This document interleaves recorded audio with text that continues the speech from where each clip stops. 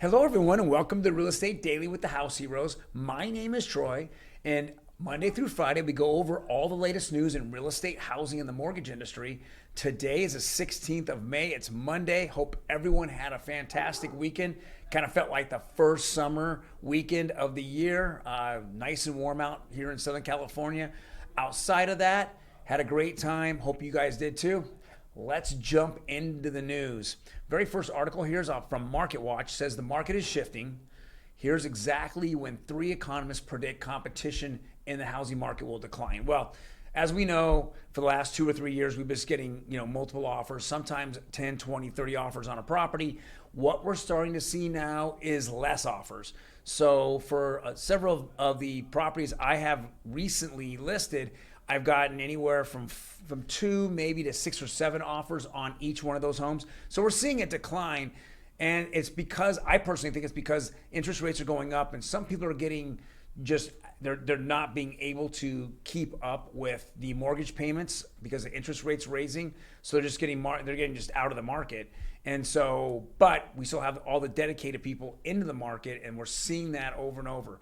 Now they're talking about, and these are like the Redfin economist. It's Lawrence Yun, who's the economist for National Association of Realtors, NAR, and another economist. They're all talking about the competition will decline fairly significantly at the end of summer, beginning of fall. It's called the third quarter. So we're talking about it then. We'll see. This is all inventory driven, because if there's a lot of inventory in the market, or there's traditionally the same amount of inventory in the market, we wouldn't be having as much competition. It might even be a more level playing field for buyers and sellers, but still there's just not enough homes on the market. And because of that, it's still a seller's market and it's still multiple counters.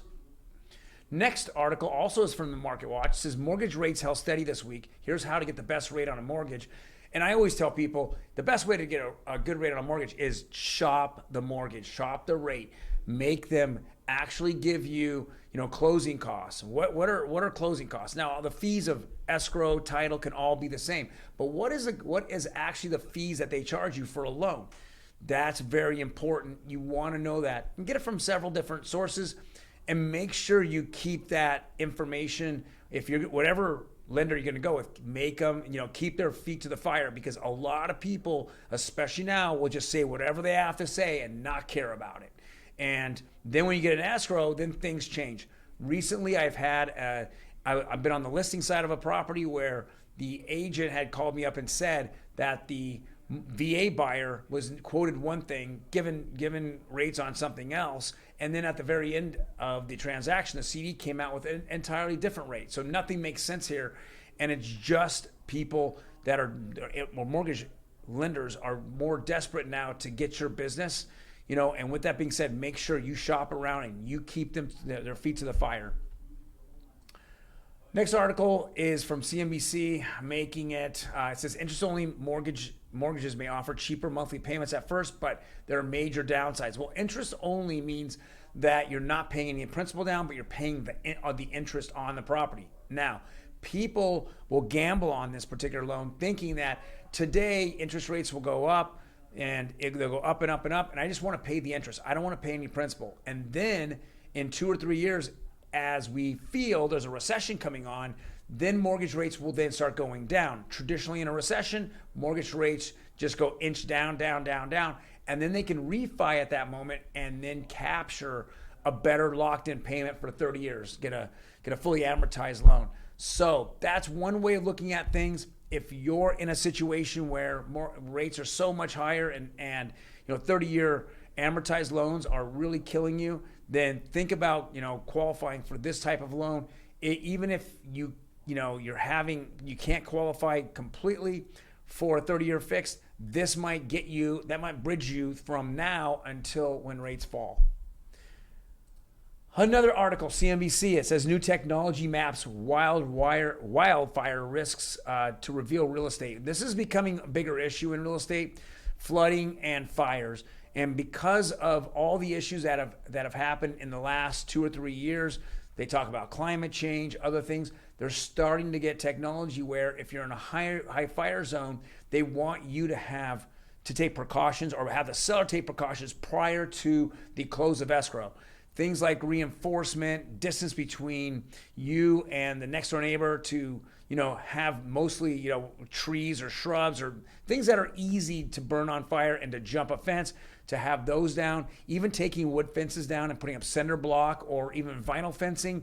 These are things that would make your home a lot less fire, prone and make it more fire resistant. And so these are the things that people have been talking about. Even, grass, get rid of grass and go to desert scape, something like that. It just makes the fire harder to jump from one house to the next.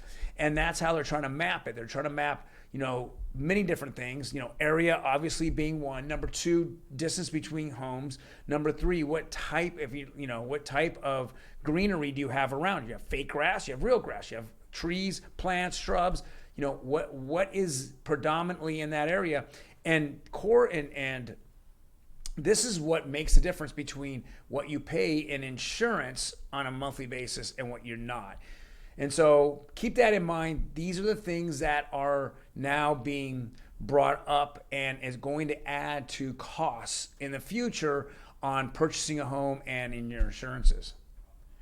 And last article here is the mortgage rates across the United States, the averages. Again, we're just seeing this little range that they're playing in, not a very big jump between any of these. So, 30-year conforming, which is conventional, just up 0.02, very little. 15-year, it didn't even go up. It just went 0.04, which is not even a point. 30-year jumbo went up 0.2. 30-year fix went up, jump 0.2. So we're just seeing this range that everything's in. I think we're going to stay in that.